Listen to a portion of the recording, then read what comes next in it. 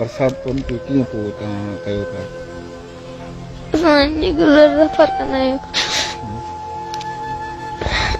बस हाली त असां वेठा आहियूं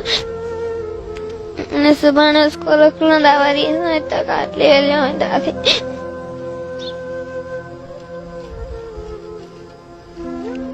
स्कूल खुलनि पोइ कटा बि कढंदा उथारींदा था?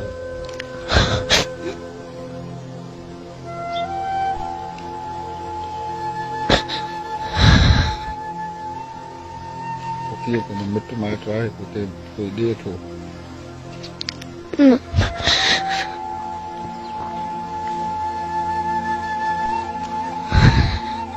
फैमिली आहे जिनजो हिकु जेको आहे सो वाहिद घर जो भाती आहे, कमाईंदड़ आहे ऐं हिन हालतुनि में हीअ जेकी बरसाति हुयूं उन बरसातुनि में हिननि जो घर जेको आहे सो उहो ड्रही पियो आहे ऐं हीअ बेयारो मददगार वेठा आहिनि ऐं स्कूल में हिन वक़्तु हिननि पनाह वरिती आहे पर हिननि जो चवणु आहे त स्कूल बि खुलण वारो आहे।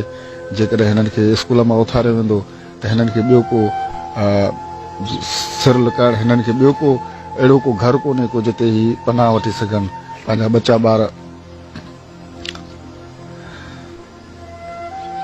ॿार जेके आहिनि से उते रहाए सघनि।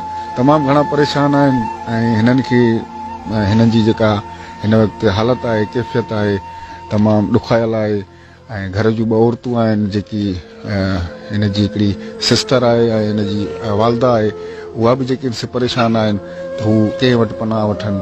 हिननि जे खाध खुराक खाइण पीअण जो कीअं बंदोबस्तु थींदो ऐं हिननि जे घर ठहण जो वॾो मसइलो आहे। हीउ मौसम आहे ऐं हिन जे अखियुनि में लुड़क तव्हां ॾिसी इहो अंदाज़ो लॻाए सघो था त हीउ केतिरो परेशान आहिनि ऐं हिन जी त हुकूमत या सरकार या चूंडियल नुमाइंदे हिन वक़्तु ताईं के बि सार न आहे लधी पर तमामु घणो परेशान आहिनि त हिननि जो स्कूल खुलण खां पोइ हिननि खे जॾहिं स्कूल मां कढियो वेंदो त हीअ किथे रहंदा, हिन जी रिहाइश जो बंदोबस्तु कीअं थींदो, हिन जी खाइण जो बंदोबस्तु कीअं थींदो।